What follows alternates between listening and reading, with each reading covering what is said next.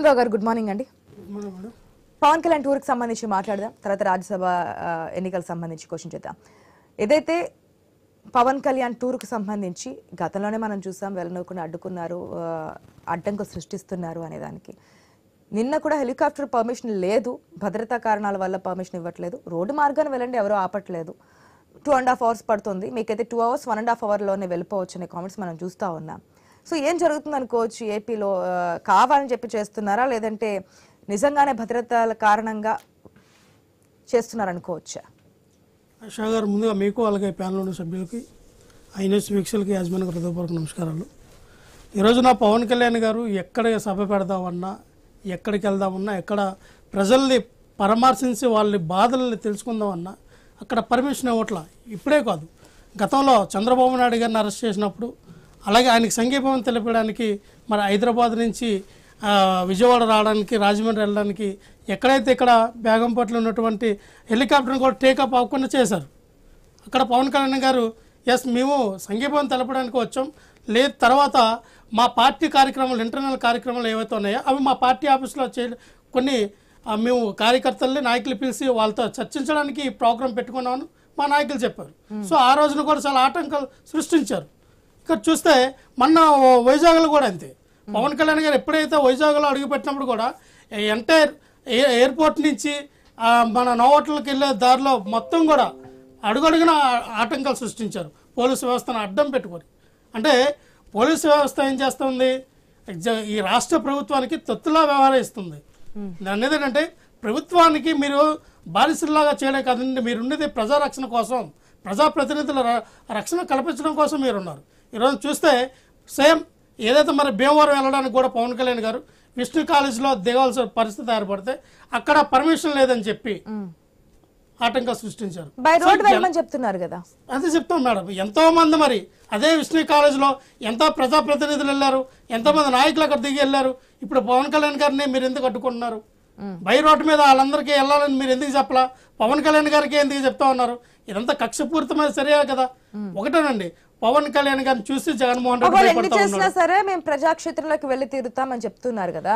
అలాంటప్పుడు by road వెళ్ళమన్నప్పుడు వెళ్ళే chance అయితే ఉంది కదా, బై రోడ్ అయితే మీకు ఆటంగా సృష్టించమని చెప్తున్నారు కదా మేడం. ఇప్పుడు బై రోడ్డు మీద వెళ్ళేటప్పుడు చాలా టైం పడుతుంది, హెలికాప్టర్ వెళ్ళేటప్పుడు చాలా టైం తక్కువ పడుతుంది.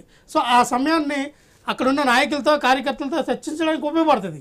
పవన్ కళ్యాణ్ గారి ఇప్పుడున్న ప్రజెంట్ సిచ్యువేషన్లో ఆయన టైం చాలా వాల్యుబుల్, చాలా ఎవరికి కూడా ఆయన విలువైన సమయాన్ని వెచ్చించడానికి చాలా లోతైన ఇది ఉంటే కారణం ఉంటే తప్ప ఎవరికి కూడా అపాయింట్మెంట్ ఇచ్చే పరిస్థితిలో లేరు. సో ఇటువంటి టైంలో ఆయన ఒక ప్రణాళికను అడ్డుకోవాలనే కదా.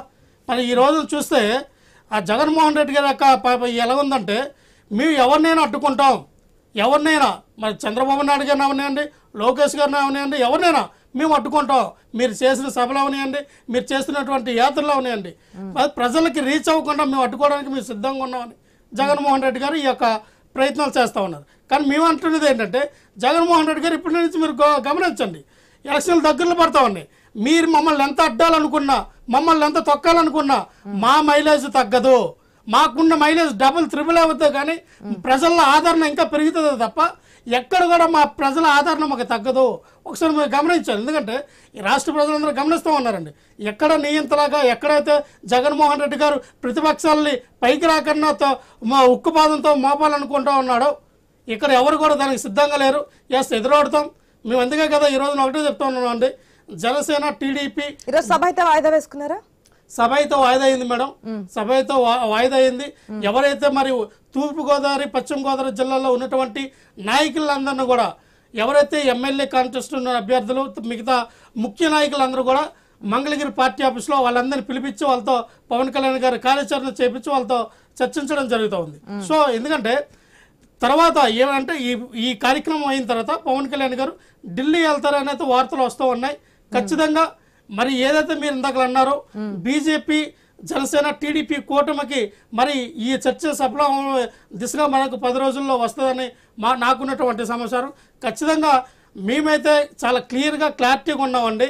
ఎవరైతే వైఎస్ఆర్ పార్టీకి సంబంధించినటువంటి సోషల్ మీడియా ఏదైతే ఉందో, కొంత వర్గం మీడియా, జగన్మోహన్ రెడ్డి గారికి కొమ్ము కాస్తున్నటువంటి వర్గం ఒక మీడియాలో మాత్రమే టీడీపీకి ఎన్ని సీట్లు అంట, బీజేపీకి ఎన్ని సీట్లు అంట, జనసేన అవును, పార్టీకి ఎన్ని ఊహాగానాలు సీట్లు వినిపిస్తున్నాయి. దానికి అంటారు. క్లారిటీ అయితే ఊహాగానాలతో కావాల్సిన అవసరం ఉంటుంది కదా లక్ష్మణ్ రావు గారు. అంటే ప్రజల్లో ప్రాపకుండా కాదు, ప్రజల్లో ఉన్నటువంటి అనుమానం అది. లేదు ఏ పార్టీకి ఎన్ని సీట్లు, అది జనసేన నాయకులకు సంబంధించి కావచ్చు, లేదంటే జనసేన అభిమానులు కావచ్చు, టీడీపీ అభిమానులు కావచ్చు, లేదంటే క్యాడర్కే కావచ్చు, అనుమానం అయితే ఏపీలో ఉంది. అది టీడీపీ జనసేన ఇప్పటి వరకు క్లారిటీతో వెళ్తున్నారు. బీజేపీ కలుస్తుందా కలవదా, అక్కడ వారు కార్యాచరణ సిద్ధం చేసుకుంటున్నారు. పల్లె నిద్రలు అంటున్నారు, వారి కార్యాచరణ వారికి సిద్ధంగా ఉంది. 175 నియోజకవర్గాలు క్లియర్ కట్ గా ముందుకెళ్లాలని. సో సింగిల్ గా వెళ్తారా, లేదంటే మీ పార్టీతో కలిపి వెళ్తారా, వెళ్తే టికెట్ల కేటాయింపు ఏంటి, మేనిఫెస్టో ఏంటి, ఇవన్నీ కూడా గందరగోళ పరిస్థితుల్లో ఏపీ రాజకీయాలు ఉన్న మాట అయితే వాస్తవం. అది ప్రజల నుంచి వస్తున్నటువంటి మాట. అది క్లారిటీ ఎప్పుడు వస్తుంది అనేది చూద్దాం. ఒక నిమిషం అండి.